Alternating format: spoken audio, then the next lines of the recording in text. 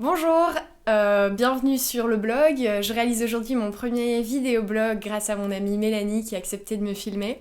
J'avais envie de changer un petit peu de médium aujourd'hui parce que j'ai envie de vous parler d'un projet qui m'a beaucoup touchée, que j'ai découvert il y a quelques semaines. Ça s'appelle À la racine et c'est la création d'un documentaire sur la notion de besoin réalisé par 4 jeunes Français qui ont déjà interviewé pas mal de monde en France et qui s'apprêtent maintenant, je pense fin novembre, à partir en Amérique du Sud pour faire un petit tour de l'Amérique du Sud, de l'Amérique centrale et de l'Amérique du Nord, pour aller interviewer des gens qui ont des points de vue différents, mais peut-être bien complémentaires, justement sur cette notion de besoin.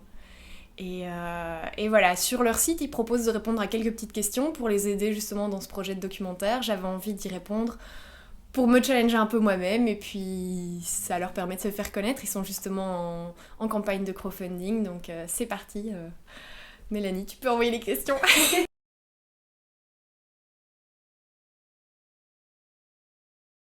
Moi, je dirais que le premier, c'est aimer et être aimé. Alors, je sais que c'est deux actions différentes, mais je les mets en une. Donc ça, c'est le numéro un.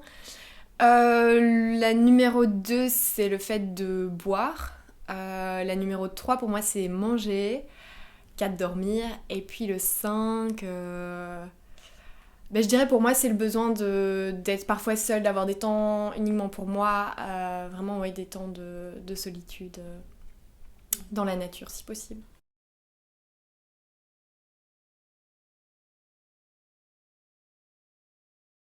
Pour changer, moi j'ai l'impression que pour changer le monde, si je passe pas par moi-même, ça va pas aller. Enfin, j'ai vraiment l'impression que ce qui a le plus touché mes amis, ma famille, c'est tout ce que j'avais changé chez moi. Ça a eu beaucoup plus d'impact que quand on avait des discussions sur plein de sujets.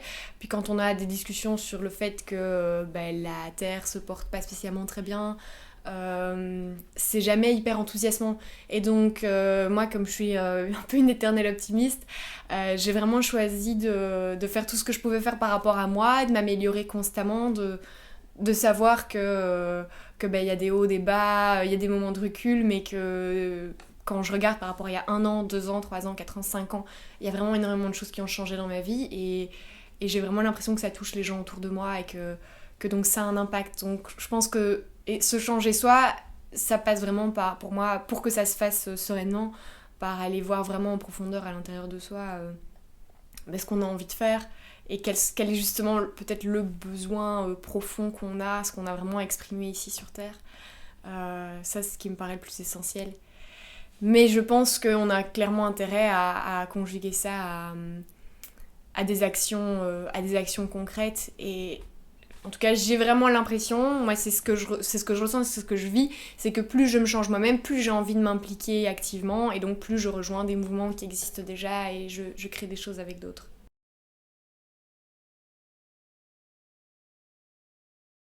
Voilà, donc ça c'était un peu tout ce que j'avais à vous partager. C'était la réponse spontanée, on va dire, ou en tout cas un peu réfléchie parce que j'ai quand même eu le temps de lire les questions plusieurs fois avant d'y répondre.